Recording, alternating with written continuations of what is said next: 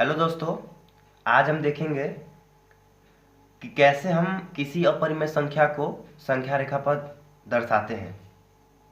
जैसे √2, √3, √5, √6, √7, ये सब। तो ये सब जानने से पहले, संख्या रेखा पर दर्शाने से पहले आपको पहला पॉइंट तो संख्या रेखा का जानकारी होना चाहिए। संख्या रेखा यानी नंबर लाइन। दूसरा पॉइंट है कि आपको जो पाइथागोरस थ्योरम है, पाइथागोरस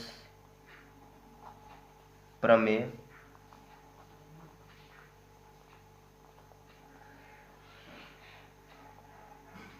ये आपको पता होना चाहिए।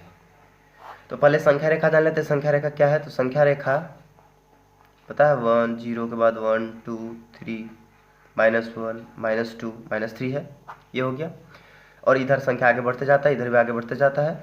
और अगर पाइथागोरस थ्योरम का बात करें तो पाइथागोरस थ्योरम यूज कहाँ होता है? तो पाइथागोरस थ्योरम यूज होता है किसी समकोण त्रिभुज में। जैसे इसका नाम देते हैं ए, इसका नाम बी, इसका नाम सी। तो आपको पता है इसको क्या कहा जाता है? इसको कर्ण बोलते हैं, इसको हम लोग लंब बोलते हैं और इसको हम लोग आधार बोलते हैं। और अगर ये वाला एंगल ले हम लोग तब, तो इसका इस एंगल से भी लंब और आधार में फर्क पड़ता है। यदि यहाँ पे एंगल ले ले तो कुछ और हो जाएगा। तो इसका डिस्कशन हम लोग 10th क्लास में करेंगे, लेकिन अभी के लिए समझिए कर्ण, लंब और आधार। तो ये होना चाहिए। इसका फॉर्मूला ये होता है कि कर्ण स्क्वायर इक्वल टू लंब स्क्वायर प्लस में आधार स्क्वायर। ये फॉर्मूला है इसका समकोण त्रिभुज का। कि यदि हम पाइथागोरस थ्योरम यूज करें तो इसका फॉर्मूला हो जाता है कर्ण स्क्वायर बराबर लंब स्क्वायर प्लस में आधार स्क्वायर। ध्यान से सुनिएगा फिर से, कर्ण स्क्वायर बराबर लंब स्क्वायर प्लस में आधार स्क्वायर, यही है फॉर्मूला। तो अभी हम यदि स्टार्ट करते हैं कि कैसे हम स्टार्टिंग में करते हैं कि √2 को कैसे हम संख्या रेखा पर दर्शाएंगे। √2 को क्वेश्चन बना लेते हैं। √2 को संख्या रेखा पर दर्शाइए। तो इसको बनाने से पहले आपको एक काम करना होगा कि आपको तो सबसे पहले एक स्केल लेना होगा, और स्केल लेने के बाद आपको एक नीचे नंबर लाइन ड्रॉ कर देना होगा। जैसे काम करते हैं, यहाँ पे हम खींच देते हैं। तो अगर हम यहाँ पे आप कितने भी लंबाई का ले सकते हैं, कोई दिक्कत प्रॉब्लम नहीं है। इससे कोई दिक्कत होगा नहीं। तो देखते हैं, इसको हम लोग मान लेते हैं यहाँ से लेके कोई, यहाँ से लेते हैं, यहाँ से लेके कोई बड़ा सा हमने कोई लाइन ड्रॉ कर दिया, खींच दिया लाइन। अब एक काम करते हैं, हम लोग देखते हैं कि इस समकोण त्रिभुज में √2 आता कैसे है। अच्छा ध्यान दीजिए, यदि हम आधार को 1 ले ले और लंब को 1 ले ले तो कर्ण क्या हो जाएगा? इस फॉर्मूला के हिसाब से देखिए, यदि हम आधार को 1 ले लें, कर्ण लंब को भी 1 ले लें, तो कर्ण क्या आएगा? तो कर्ण आ जाएगा लंब का स्क्वायर, 1 का स्क्वायर प्लस में किसका स्क्वायर? यहाँ आधार का स्क्वायर। आप लोगों ने 8th क्लास में भी पढ़ा था ये। और ये स्क्वायर हटता है तो क्या इधर हो जाएगा? रूट। तो यहाँ मेरा हो जाएगा 1 + 1, तो यहाँ हो जाएगा √2, क्योंकि 1 का स्क्वायर 1 ही होता है। 1 का स्क्वायर 1 1 1 √2 आ गया। मेन कहानी यही है। यानी कि आपको जानना ये होगा कि यदि कोई भी समकोण त्रिभुज है, यानी नीचे में आधार भी 1 लेना होगा, कर्ण भी आधार भी 1 लेना होगा और लंब भी 1 लेना होगा, तो कर्ण कितना हो जाएगा? √2 हो जाएगा। तो यही काम यहाँ पे भी करेंगे। इसमें क्या करेंगे हम लोग कि हमको आधार 1 चाहिए ना, तो नीचे में हम लोग 1 सेंटीमीटर या कोई 1 इकाई नीचे हम लोग यहाँ पे ले लेते हैं। देखिए 1 इकाई, 1 इकाई ले लिए हम लोग। अब 1 इकाई लेने के बाद सेम टू सेम जिस प्रकार से नीचे इस रेखा पर हमने एक लिया है, सेम टू सेम परपेंडिकुलरली एकदम लंबवत इसके ऊपर जस्ट हम लोग 1 सेंटीमीटर और खींच देंगे, मतलब 1 इकाई। तो आपको पता है कि जब 1 नीचे है यहाँ और 1 यहाँ है, तो ये कितना होगा? ये तो पता नहीं कितना हो जाएगा? √2, यानी इसका डिस्टेंस कितना हो गया? √2 हो गया। इसका नाम दे सकते हैं ओ, इसको ए दे दीजिए और इसको कितना दे दीजिए, इसको बी दे दीजिए, देने का है। अब क्या करना है कि हमको ये काम करना था कि रूट 2 को दिखाना था। तो एक काम करेंगे कि जो हमारा डिवाइडर है उससे हम लोग पहले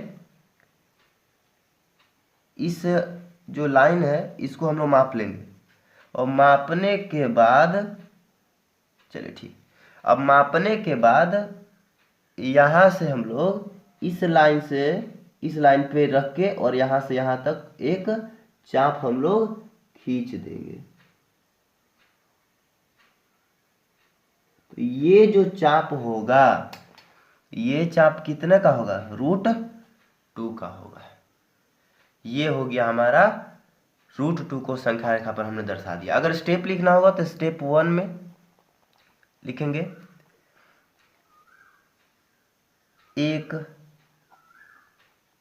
ओ, और इसको हम मान लेते हैं ओ और सी, या ओ और वाई मान लेते हैं, या एक्स ले लीजिए, इसको अच्छा रहेगा। एक संख्या रेखा ओ एक्स खींचा, अगर आपको स्टेप लिखना होगा, चरण लिखना होगा तो। दूसरा स्टेप 2, स्टेप 2 में लिखेंगे ओ ए बराबर 1 सेंटीमीटर, या सेंटीमीटर की जगह इकाई लिख दीजिए, 1 इकाई खींचा। अब उसके बाद 1 इकाई खींचने के बाद और एवं ए बी बराबर 1 इकाई खींचा। ये भी हम लोग ओ ए बराबर 1 इकाई खींचा एवं ए बी बराबर भी 1 इकाई खींचा। तो अब आपको बता दें कि अब आपको स्टेप 3 में लिखिएगा कि पाइथागोरस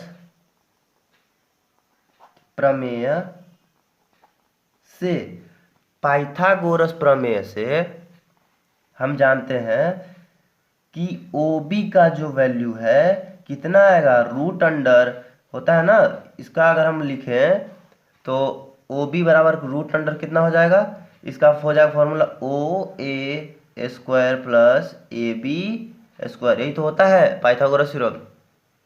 OB बराबर OA स्क्वायर प्लस में AB स्क्वायर, ये क्या, इसका मतलब क्या है कि कर्ण बराबर रूट अंडर OA, यहाँ पे आधार है तो लिख देते हैं आधार का स्क्वायर प्लस में लंब का स्क्वायर, ये हो गया। तो ये हमने लिखा था OA बराबर 1 सेंटीमीटर 1 स्क्वायर लिया, इसको भी AB का वैल्यू कितना लिया था 1 लिया था, तो OB बराबर हमारा आंसर हो जाएगा root 1 plus 1 equal to root 2। और स्टेप 4 में लिखिएगा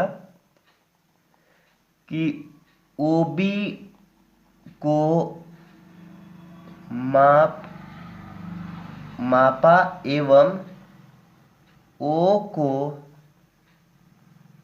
केंद्र मानकर एक चाप खींचा। ये आपका पूरा स्टेप हो गया बनाने का। चलिए हम लोग अगला क्वेश्चन ट्राई करते हैं, उसमें देखते हैं। जैसे आगे देखते हैं, आगे देखिए यहाँ पे अगर देखते हैं कि अगर इस बार हम लोग हमारा जो क्वेश्चन है बुक में लिखा हुआ है जो एक्सरसाइज प्रश्नावली 1.2 है, हाँ 1.2 का जो तीसरा नंबर सवाल वो बोलता है कि रूट 3 को संख्या रेखा पर दिखाइए।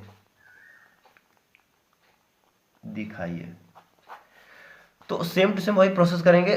पहले हम लोग क्या करेंगे, एक लाइन खींचेंगे, रेखा एक ड्रॉ करेंगे हम लोग। चलिए इस बार पेन से मैं करता हूं।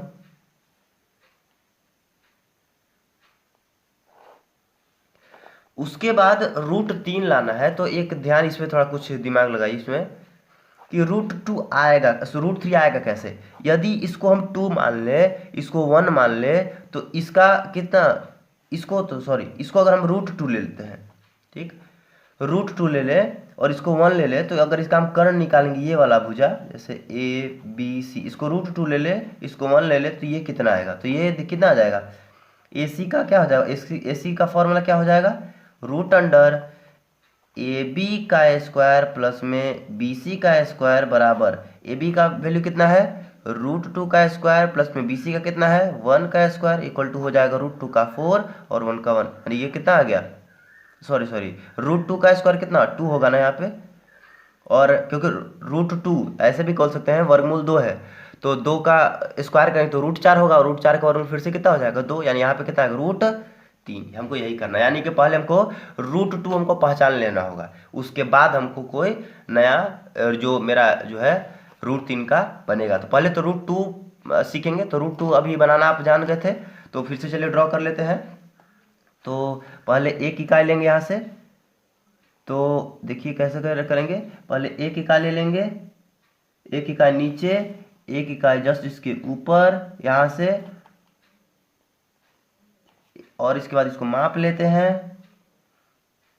मापने के बाद इसको फिर हम लोग इस जो व्याकरण आया था इसको माप लेते हैं, और यहाँ से इस बिंदु से एक चाप को खींच देते हैं यहाँ से, तो ये कितना आ गया √2 आ गया, यानी ये वाला जो पॉइंट है ये पॉइंट कितना आ गया, ये √2 आ गया, यानी यहाँ जो पॉइंट है ये √2 आया। तो फिर से काम करते हैं, इसी बिंदु पर फिर से 1 सेंटीमीटर लाइन खींचते हैं, क्योंकि कहाँ है √2, तो यहाँ से यहाँ तक तो √2 हो गया।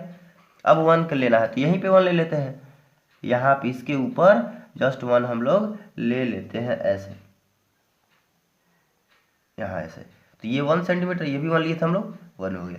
अब आपको पता है कि ये तो आ जाएगा √3 आ ही जाएगा, तो इसको यहाँ पे हम लोग अंदर वालों को पहले लिख दे रहे हैं कि ये आ गया √2, और यहाँ से फिर हम लोग इसको मिला देंगे, इसको रेड से जो लिखा हुआ है वो कितना आ गया √3 आ गया, तो √3 आ गया, और इसको हम लोग माप लेंगे पहले, तो इसको माप के और यहाँ से ये जो बिंदु अगर यहाँ O ले लेते हैं, तो बिंदु O से क्या करते हैं, इसको हम लोग चाप खींच देते हैं, तो ये जो मेरा आंसर होगा, ये मेरा आंसर कितना हो जाएगा, ये जो मेरा आएगा वो होगा √3, यही मेरा आंसर होगा, ये वाला हो गया आंसर। कुछ नहीं करना, कुछ नहीं है इसमें, पहला स्टेप कुछ नहीं करना, पहला में संख्या रेखा खींचना है, उस पर आपको ये थोड़ा ध्यान रखना कि ये करेंगे कैसे, तो वो ध्यान रखना होगा। तो स्टेप 1-2 के लिए बता दे रहे हो, अगर √2 को दिखाना होगा तो इसके लिए मैं आपको बता दे रहा हूँ कि आपको लंब जो है, अगर लंब जो मैंने बताया था जो ऊर्ध्वाधर, उसको 1 लेना होगा, 1 इकाई, और जो आधार है उसको भी कितना लेना होगा 1 इकाई।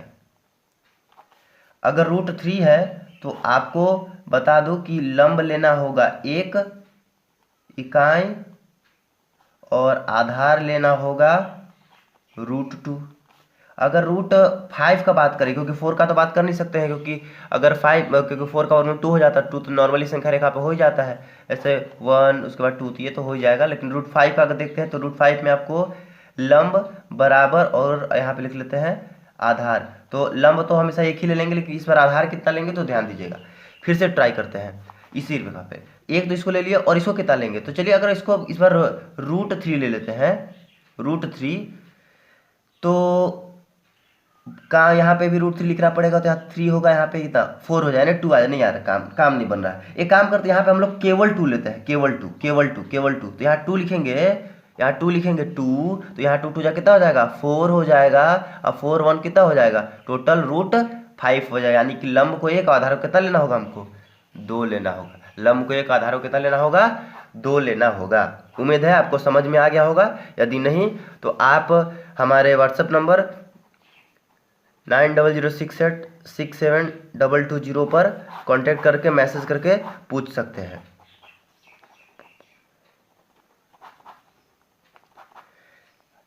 आगे हम लोग अगले बार एक्सरसाइज 1.3 करेंगे, वो नेक्स्ट क्लास में हमारा जो नेक्स्ट क्लास का जो टॉपिक होगा, वो नेक्स्ट क्लास का जो टॉपिक होगा एक्सरसाइज 1.3 का हम लोग क्वेश्चन को सॉल्व करेंगे, NCERT 9th क्लास।